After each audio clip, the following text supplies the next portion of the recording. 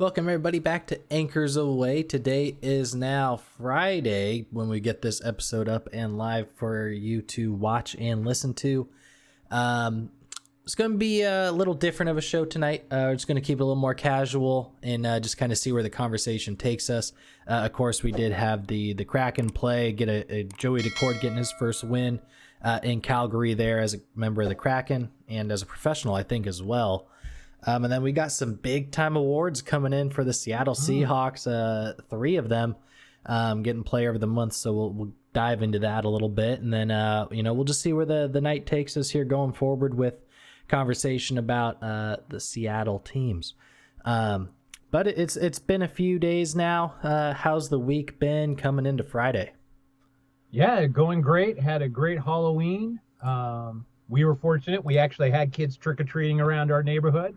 Saw where some neighborhoods had no kids, the old garbage. But no, had a blast on Halloween night. Did my little dress up, into the Yale Fox costume, and hey, I got a couple kids scared.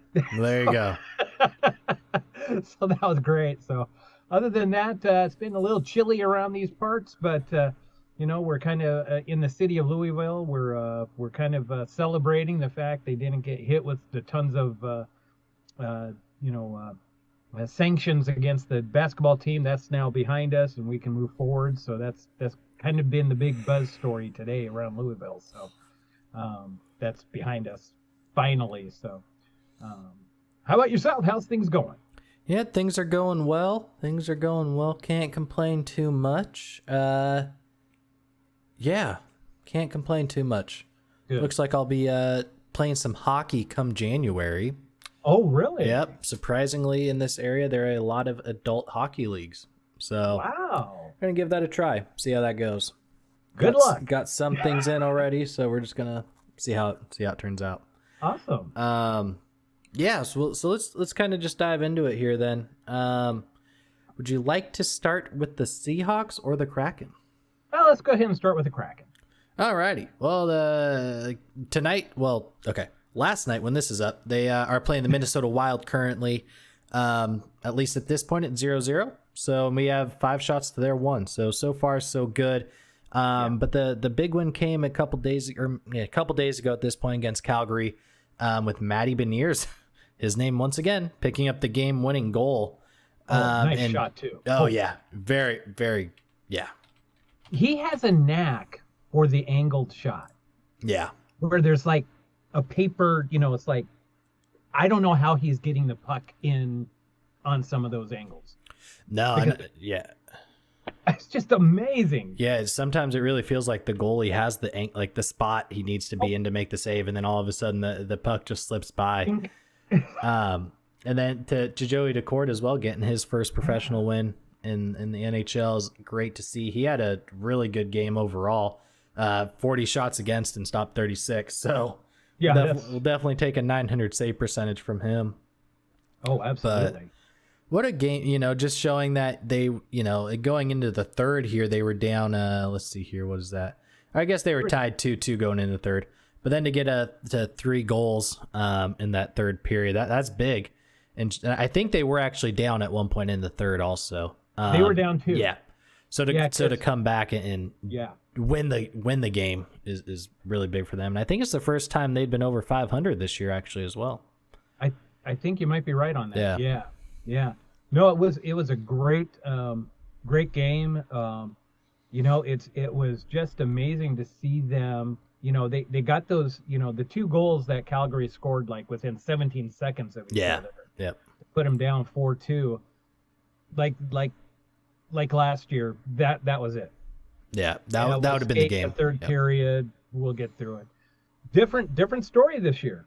They actually think they can play with it, people. And hey, their average this year is a goal better than what they did last year. I think last year they were only averaging 2.6. Yeah, probably pretty close to that.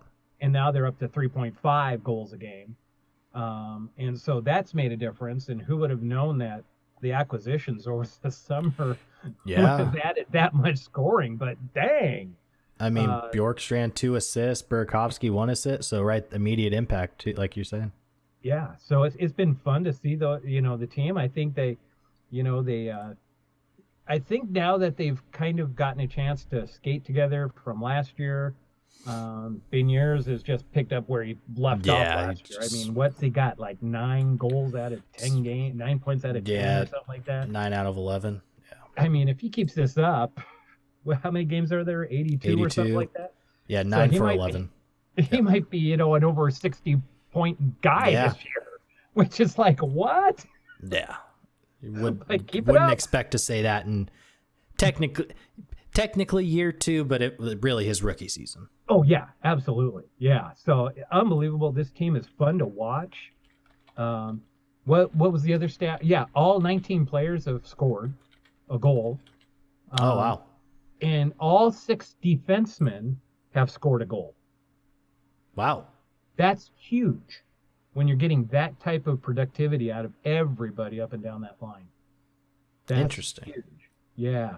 So, everybody's contributing. Everybody's getting a shot on goal. It's fun. I like the fact that they said, hey, start shooting. I mean, they got outshot so many times last year. Yeah. It was like, dang, just start hooking the puck at the net. Gosh, somebody, please. Yeah. But yeah, they just, and when I look back at this season so far with the Kraken, it wasn't so much just the free agents they picked up, but those guys that were hurt last year. Yeah, getting them back. Brandon Tanev and then getting Schwartz back and everything. I think it's great. They're fun to watch. They kind of remind me right now of the Mariners. Yeah, they really do. Some young guys, some older players. I mean, you could say like Carlos Santana, older guy that came in, and right. But just like fun, likable players. Right. That the community can get around, like Tana, Beniers, Gord, Alexia, like just guys that seem like they're good for the community, like the Mariners with France and Suarez and J-Rod. It's definitely a lot of fun to watch. And of note, Shane Wright is playing against the Wild tonight, so this is the first time he hasn't been scratched in a few games. So we'll see if he can do anything tonight. So are we past 9 games then? So I saw something that said if he was like healthy scratched 5 games in a row, they could stretch it to 14. Oh. And I might have like completely misread that, but that's kind of what I saw. Okay. Was if he was healthy scratched 5 games in a row, then they could push it to 14 games instead of the 9. Okay. So I don't, like I said, I might have completely misread that rule, sure. But that's kind of what I saw. Okay. And it made sense considering how often he's been like scratched healthy. So right. Yeah. I haven't seen him. Yeah. So it's like, I didn't know if they had already sent him down or not, just trying to catch, some of the games, at the hours that we do. Exactly. I mean, half the time. Realistically, probably if they play 82, maybe 30 are on a general, like a decent East Coast time zone game. Minnesota starting at 8 is even a little late when you think about it. Right. Because it's now going to go till probably 11. And that's so. Yeah. So it's kind of unfortunate. I was thinking about this the other day, actually, just how unfortunate it kind of was that, like, growing up in the Seattle area and then moving completely to the east, like basically as far as we can away to the East Coast, and just trying to keep up with the teams and everything now is like, okay, we pay for MLB TV, cool, we get that every game, but they don't start till 10 half the time. It's just like, and now the Kraken, it's like the days where I can watch, like, we don't start till 10:30. It's like, well, I'm going to be asleep by then. So it is, at least the Seahawks, 4:00, you can make that work. But you can make that work. It is kind of funny, just like, when you live on the West Coast, like, oh, sports start the night games are at 5:00. Like, how convenient. Like, this is awesome. We start football at 10 in the morning and go to 5. Like, oh, can't complain at all. So right, yeah, it's kind of funny thinking about that. Which, kind of speaking about football, Seattle Seahawks. Let's talk about them a little bit. Geno Smith, and I just saw this. I need to get this pulled up while I'm talking about this. But Geno Smith, NFC Offensive Player of the Month. Ken Walker, NFC Offensive Rookie of the Month, and Tariq Woolen, NFC Defensive Player of the Month, and then who was it? Will Dissly just won Special Teams Player of the Month or something like that, or the week. Oh, right on. Yeah, so we basically won all the awards. And then here's what I was looking for. The league leaders in the NFL: Geno Smith completion percentage at 72.7, Interceptions, Tariq Woolen at 4. Forced fumbles, Kobe Bryant at 4. And points scored is Jason Myers. So complete opposite of what, the preseason thought was going into this season, where, we were going to be lucky if we won 5 wins, and through 8 games, we've done it already. Right. So how are you feeling that? I mean, all we didn't win was Defensive Player of the Month. So yeah. Super Bowl or bust, I guess. It's just crazy. First of all, we can only go off of what we've seen in the past. Yeah. And I certainly didn't think, while they had picked up some great players in the draft, you always kind of wonder. Yeah, you never know. Is it going to pan out or not? I mean, they haven't been stellar in their draft picks before, but whoever their scouting team was and whatever they were looking for this year, holy crud. I don't know if any other team has ever had this kind of impactful of a draft. Yeah, I mean, not from this many players. I mean, you got 6 guys, 3 on each side of the ball that are starting and, really making an impact. So fantastic there.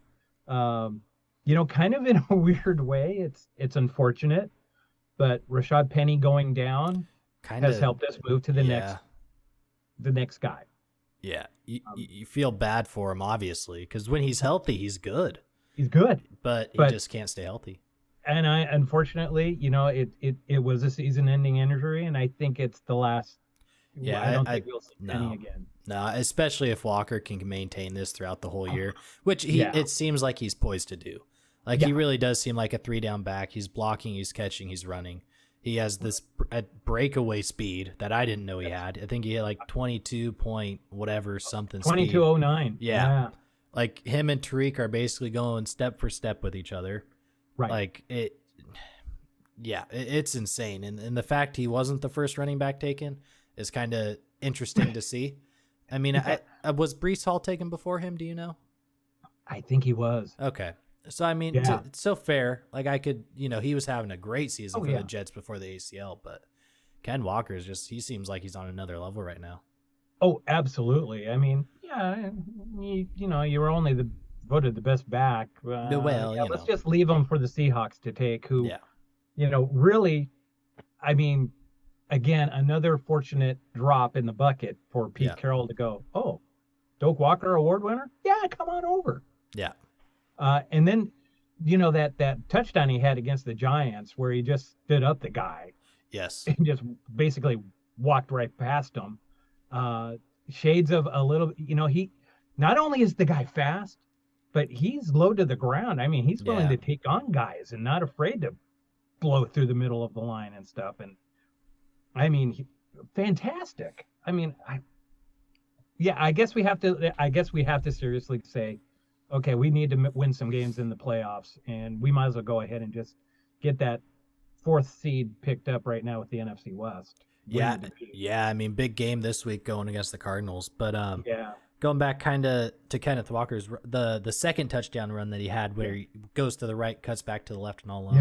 Yeah. I mean, did you see DK fake out the corner? He's like, because you see him look back to like see what was going on. He sees Walker start running. He's like, maybe I should pretend I'm catching a pass. And really, that's what kind of gave him the run, if you think about it. Gave him that run, yeah. Because that corner just took off a DK thinking he was getting the ball. And then I guess the other, since we're kind of talking about receivers and just, it feels a lot more like it's a team game with the Seahawks this year. Yeah. Like nobody's kind of caring about who's getting credit or who gets the most stats. Like all of them just seem to, whatever Pete and like those guys did this year is like, we're just wanting to win games. And to kind of credit that, did you see Tyler Lockett's post game when they were all 3 up on the press conference? I did not, no. Okay. So one interviewer asked something along the lines of, why does this team feel different or something like that? And Tyler Lockett just grabs the mic like right away, and he goes, "It's really interesting to see what this team can do when no one cares about the stats." Ouch. Yeah. Ouch. And it just felt such a dig Geek, at geek, Russell. geek, And I mean, you see Gino and DK right there with him, just like, oh, you actually said that. We were all thinking it, but you said it. Yeah, because Gino is not No, he doesn't being care. a prima donna. No. He just wants to win. Yeah. Not if Walker goes for 200 yards, cool. If we got the win. Like, he does not care. I mean, I got to tell you, of all the guys on the Seahawks, and it's kind of fun to see from a distance. And I'll be the first to admit I wasn't giving them much credit at the beginning of the season. And I don't think anyone was, to be fair.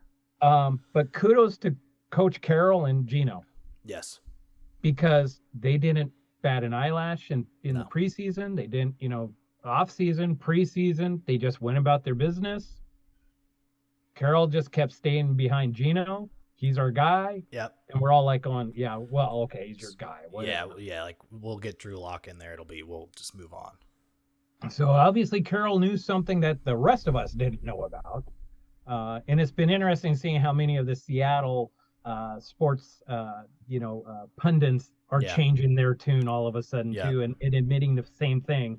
Holy cow, we had no idea this was going to happen. Well, I think to your point, it's like everyone talked when Brady left the Patriots, right? Everyone was like, okay, who was it? Was it Brady or Belichick? Right. And now it's kind of doing the same thing with Russ and with Carroll. And it's obvious that Carroll was the one who was the better of the two. Because when you look at, like, to what you just said, like the Seattle reporters, pundits, like nobody knew what was going on. Nobody knew Russ was falling off. I think fans saw it a little bit. Because you could see his mobility. He wasn't scrambling and everything. And we could tell that about Russell too. I mean, you could see it.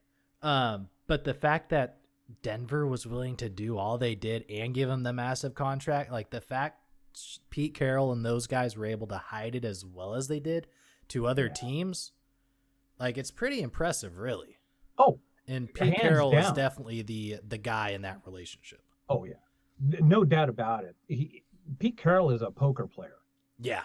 Surprised. Like, I didn't know it. Yeah. It's like, who would have thunk it? I thought he was just this fun, strategy kind of guy to be on. Like, just kind of let everything out there, and turns out he was hiding a bunch of stuff. Yeah. I mean, you got to think of Carroll and Gino right now. I think they're just giving middle fingers to everybody now, going, yep, we're playing the game. Yeah. And this is what we think of you. Yeah. It's like, we're just going to do us. You do you. Yeah, they knew exactly what they were doing. Absolutely. And I was reading somewhere, and it might have been one of the Seattle guys that were talking about how Carroll is going back to where he wanted to be, which was a run first. Good defense. And they're setting Gino up because if you have a strong and it makes so much sense now that you read it. Now how many other teams are going to go to this now? Damn it. But it was, if you have a strong run team, what does that do to the defense? They have to play the run. Yeah. Brings your guys up, brings those, now you're going to maybe leave a single, cover one out there. It's man-to-man coverage on your receivers. Yeah, go ahead. Man up against Lockett, man up against William, DK. Yeah. Oh, by the way, we'll go ahead and throw in Marquise Goodwin just for good measure to see if you can keep up with him. Gino with the RPOs. And then he just takes his like Carroll said at the beginning, we'll take our shots when we want to. And he did. And they're taking their shots. Yeah. I mean, Shane Waldron has got this offense running. Yeah. And Gino is throwing a deep ball just as good as Russ ever did. Oh, yeah. Like, we have not missed a beat in deep balls this year. No. Yeah.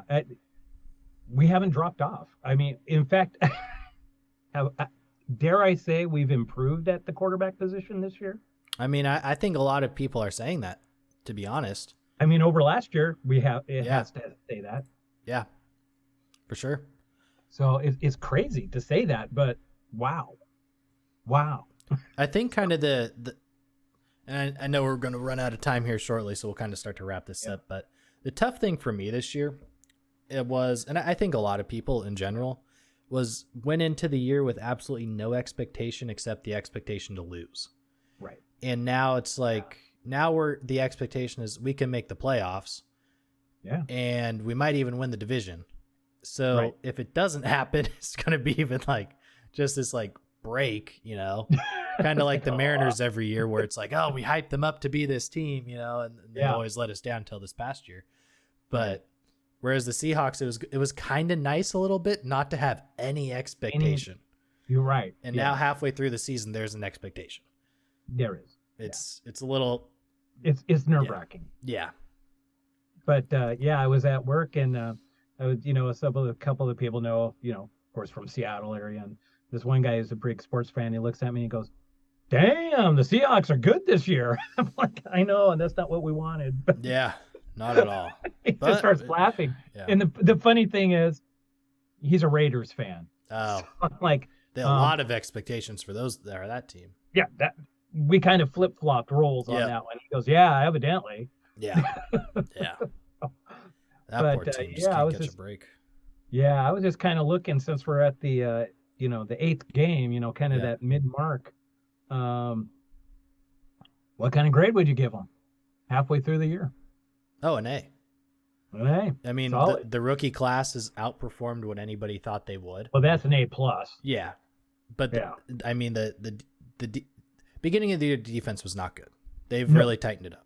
Geno Smith is a top 5 quarterback right now in the league. I mean, who do you take over? Josh Allen, Mahomes.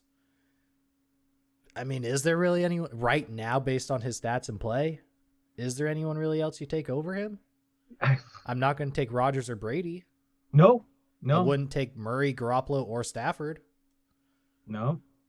I don't know who I would take right now. I don't know. Maybe Prescott? I don't think so. He was hurt for half the year, or half up to this point. Yeah, that's true. Maybe Jalen Hurts. Yeah. Maybe. But there's not that many. No. That's like to your point. At the beginning of the year, sure. I would take quite a few over him. But at this point, I don't think there is. Yeah. Except the top 2. Give me Mahomes or Allen any day, and I'll make the trade. Well, different story. Yeah. But besides them, I don't know. And he just fits so well with the team. That's the other thing. Well, and to your point, he's been a backup for most of his career. Yeah. So the tread on the tires is good. Yes. It's not like he has an arm that's been thrown out that's going to go dead any second. Exactly. And he's not banged up, to your point. He hasn't been taking those hits for the last 5 years. So yeah, he's healthy. He's fresh. And he's studied the game now to where it's slow to him. He just can play. And for better or worse, he did at least get the 3 years behind Russ. Yeah. Like the guy or not, he does know how to play. He's just at the point where he is falling off a cliff hard. Yeah. So to his benefit for sure, Gino, getting to watch him, see how he prepares. Yeah. And of course now we got an actual, pocket presence. Yeah. Lucas and Cross are good. Very good. Oh, geez. I mean, well, and the whole offensive line. Yeah. Everyone's a very good team effort there. Yeah, I mean, you have, you got your Lewis and Jackson in as your guards, and we picked up Austin Blythe, who's a veteran center. Yep. Who evidently, and this goes back to the other point. We always had those delay of games with Russ. Yeah. Because he was calling everything. He was calling the line schemes. He was calling the actual play. He was, setting up audibles. Whereas now, Gino has to work with, looking at the defense and figuring out what he doesn't have to worry about the blocking schemes because Austin Blythe is calling those plays. Yeah. So you don't have those delay of games because you got 2 guys working in concert. Yep. And you're not waiting on Russell to figure it all out and call it out. And that was on Russell. No, yeah. He has to do that.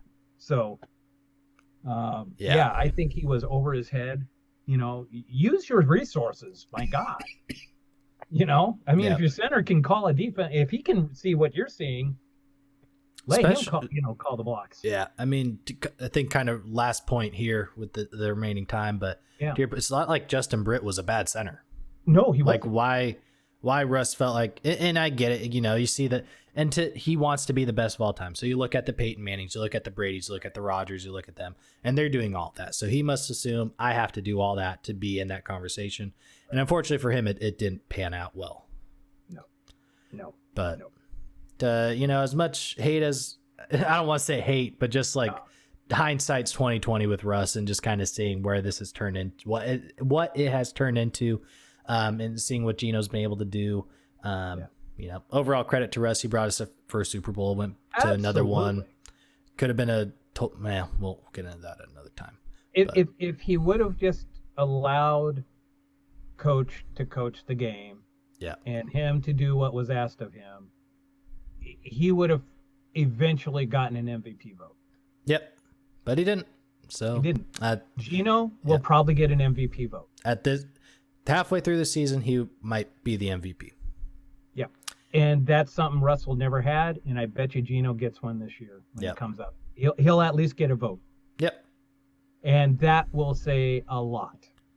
And I think that is the perfect way to end this episode. Yes, indeed. So with that said, everybody, thank you all for watching, listening. Go ahead, subscribe, like, and comment. And this has been another episode of Anchors Away. Have a good one.